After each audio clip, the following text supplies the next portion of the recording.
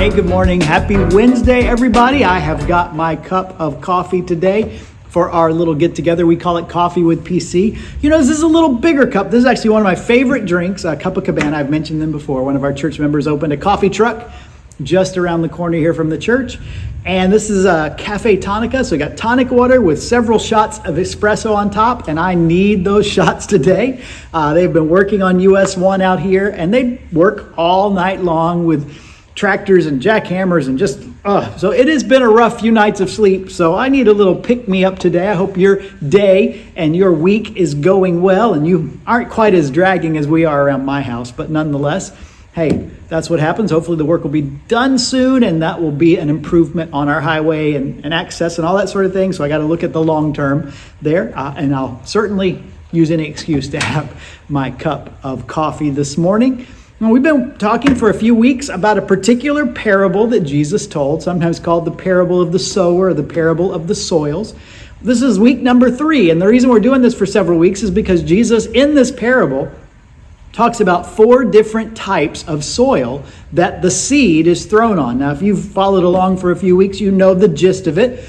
On the one hand, we know the seed is the message of the kingdom, the message about Jesus, his love, his grace, his death, his resurrection, the salvation and forgiveness that God offers. So the message of the gospel, the message of the kingdom, is the seed that's sown. And the soils, the 4 different types of soils, represent the heart or the life of the person who hears the message about the kingdom and what we do with it. So the first soil was the path, and it was hard packed, and so the seed couldn't penetrate, and the birds take it away. A reminder that sometimes the seed of the message of the kingdom doesn't get in, and Satan wants to do everything he can to make sure we don't hear it, don't believe it, don't act on it.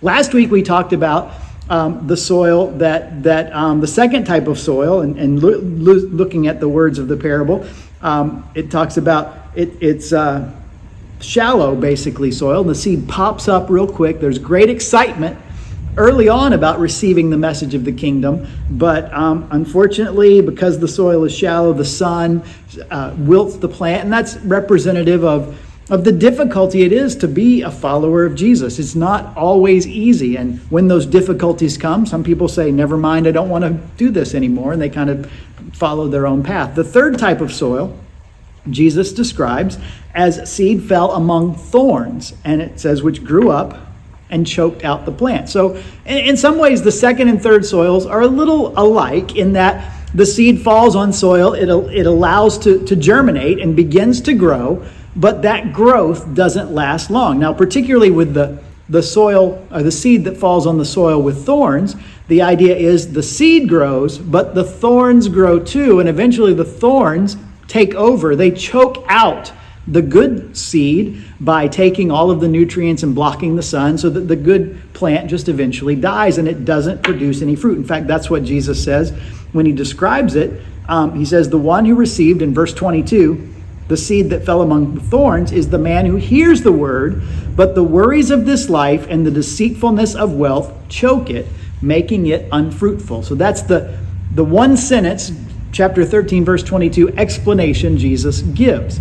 And I thought about that in 2 ways. Way number 1, the reminder that in our day and age, we have such incredible opportunity and access to the message of the kingdom. I mean, think about technological advances that have happened in the last several decades, where today, if actually I'm using my phone to record this, or I'd show it to you. Most of us have a cell phone that has the computing power in a little device that far superior to what used to take up whole rooms full of banks of computers we carry in the palm of our hand.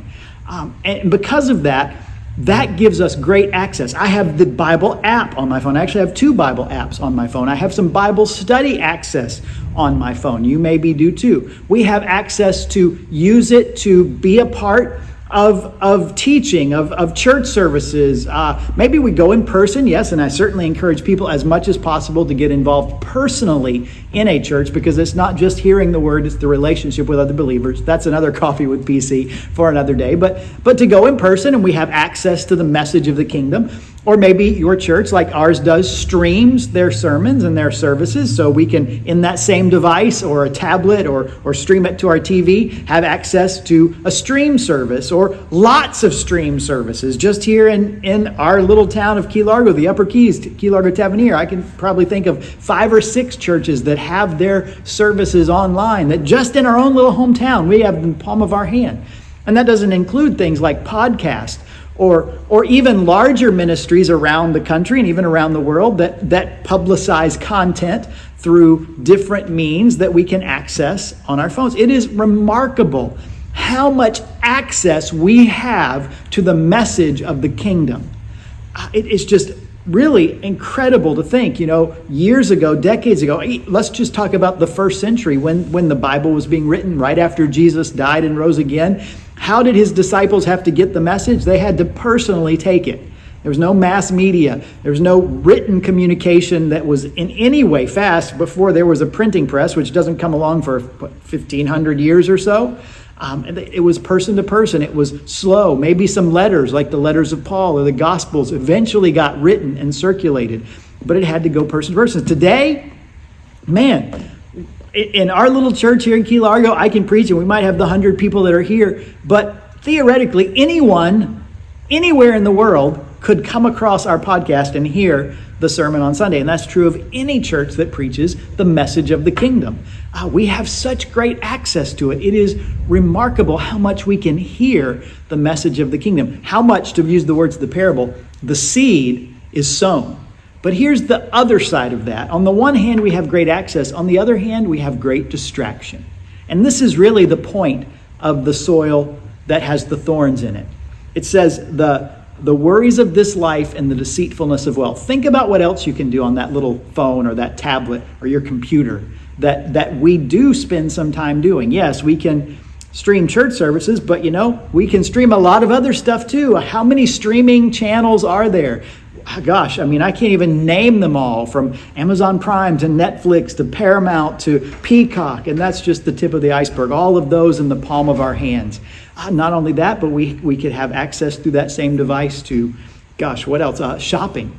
Within hours or days from your device, you could get whatever you wanted delivered, and that would be pretty remarkable. How about social media? You ever open social media and before you know it, you've gone down the rabbit hole for an hour or two just clicking or scrolling or reading? So much can come at us through that same device that is the same thing that can access the message of the kingdom. And here's, I think, the reality of this parable come to our time and our situation is those things that probably we spend the most time doing on those devices are what Jesus calls the worries of this life and the deceitfulness of wealth. We look at all the things we can buy or want to buy. We get caught up in all of the worries. How many news channels or quasi-news channels or opinions can we be exposed to just by picking up our phone and scrolling through social media or whatever it is?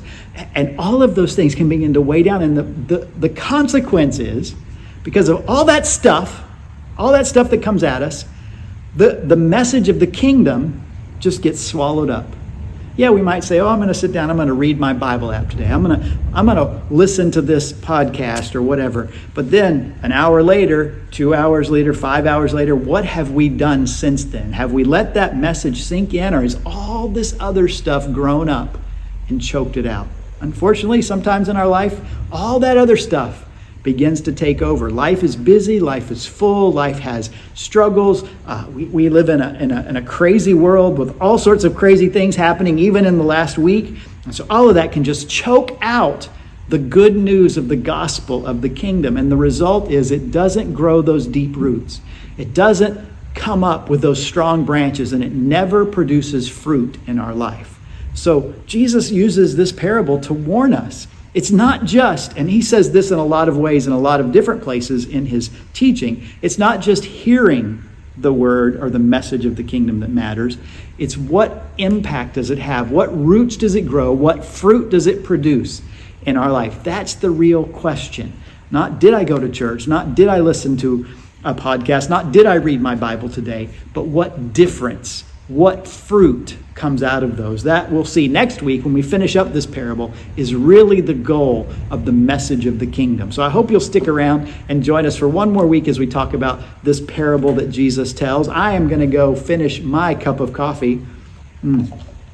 Just good stuff. I've recommended it to several people. Not many people like it, so I'm not going to recommend it to you, but hey, always a treat for me, especially when I'm a little groggy this morning. So I'm going to enjoy this. I'm going to let you enjoy the rest of your day. As always, love to have you join us. Service is 9 a.m. on Sunday in person here in Key Largo, or we stream it as well. So love to see you then. And until maybe next week or hopefully on Sunday, have a great week.